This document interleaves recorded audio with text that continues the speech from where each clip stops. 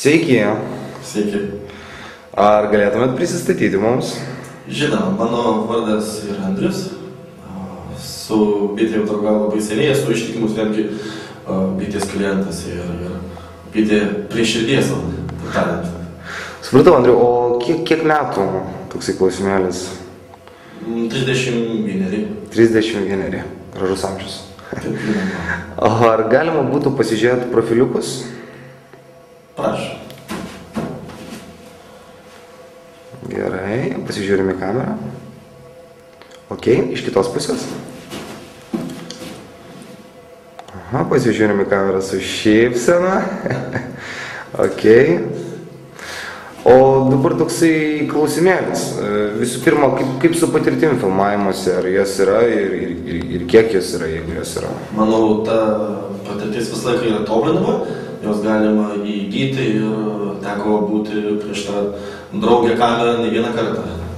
Supratau. Jeigu reikia, galim suvaidinti ir bet ką. Na, jeigu jau kamera draugė, tai jau reiškia viskas yra gerai. O klausimas, kaip supratom šitą istoriją, pačią šitą reklamą bitės. Jeigu reikėtų dabar kažkam atpasakot pačią idėją ir ką turėtų suprasti žiūrovas iš šitos reklamos, kaip jūs, Andriu, tai įsivaizduojate? Tai pats suprantu, pats šūkis turėtų būti, kad jeigu duoda bitė pasiūlymą, tai iš karto jokių derybų.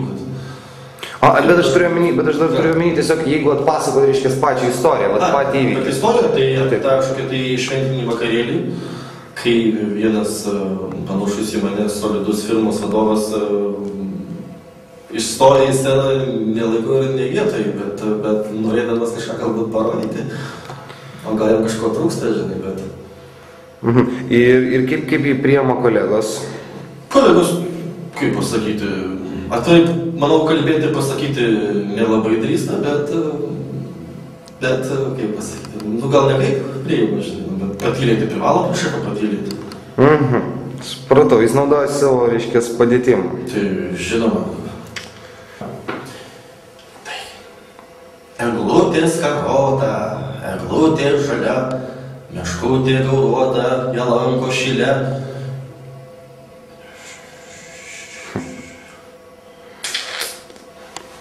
Alio.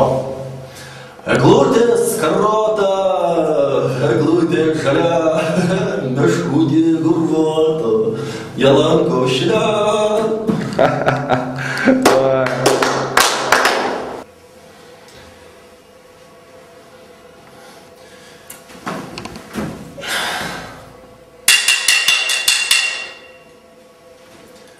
Eglutė skarota, eglutė žalia, meškutė gauruota, ją lanko šile.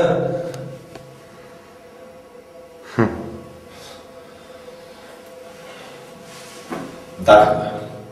Eglutė skarota, eglutė žalia, meškutė